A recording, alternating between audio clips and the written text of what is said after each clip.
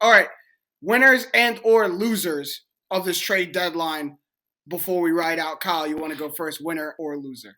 Yeah, you guys actually we got into that Magic talk, and you took a lot of my points away. But mine is the Magic, and I think they're winners. I mean, you did ship off a good portion of honestly your best players, honestly like your starters, and you got rid of them. But this team is the fourth worst team in the league. I know that they've gone back to back stints as the eight seed. They take a game off the Bucks both years, whatever. Like this team has to rebuild, and the haul that they got for Fournier, Gordon, Vucevic, and Aminu was insane. I mean, Otto Porter, Wendell Carter, Gary Harris, Gary Clark, RJ Hampton, 3 firsts and 2 seconds for basically the fourth worst team in the league. Like that's what you got. And I mean, I'm not sure how much of a role Otto Porter or Gary Harris is going to have, but I like Wendell Carter. I They're like movable RJ Hampton. pieces though.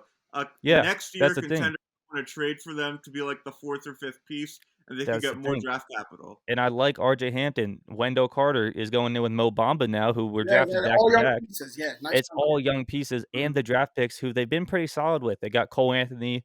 Bamba hasn't shown it yet, but you go back a year before, Jonathan Isaac, as you mentioned. I mean, they've got a lot of young pieces in draft capital, and on the trajectory their team was going, that wasn't there. I mean, you had to give up your starters to get this, and they were right to rebuild at the time they did, and got some good pieces back. I'm mad at it. I'm mad at it. For Jay, sure. winner or loser of the deadline?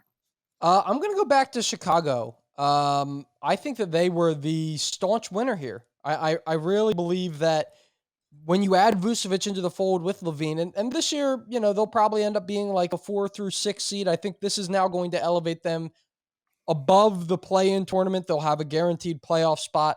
But going forward, like the ability to really kind of be free with your money and still have those two stars.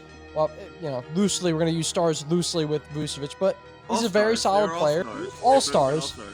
Star. It's important. And just the playing style between Vucevic and Levine, I think, meld really well. High pick and rolls. Vucevic shooting 40% this year from three. Like, that's a very solid duo. Now you're one piece away, in my opinion. All right, that's the big. I'm not going to get it. I think the Nuggets are the big winner. We talked about what I think Aaron Gordon can do, and I really like that they have a strong young core. They have 4 players that are 27 or younger. They can build around that. That's Jokic, Jamal Murray, Michael Porter Jr., and now Aaron Gordon. And I just think it's a solid. LeBron at some point has to start aging.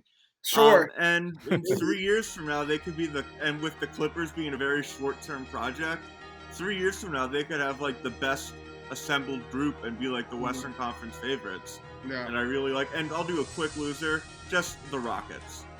The Rockets. They've been a loser all season, though. Yeah. They've been a loser all season. That's all you need to say. So. I don't know if I've seen a bigger loser in an NBA season, and I saw the Sixers win like 11 games, and like they didn't look this bad as an organization. But I'll say on the theme of losers, and speaking of LeBron James maybe finally aging, I mean it's the first time he's missed extended minutes since his first year on the Lakers, and so I do think the Lakers are the loser of this trade deadline just by not getting anything, but not doing anything. They missed out on the Blake Griffin and Andre Drummond sweepstakes, if you want to call it. Andre Drummond just bought out his contract today, a day after the NBA trade deadline. So Pelinka's probably cursing, up a storm in his office now that Andre Drummond is a free agent. But, they're right now they needed that big man depth and they needed to upgrade while LeBron and AD are out for injury. And the fact that they didn't and the teams under them did, I think is going to cause them a major problem in terms of seeding.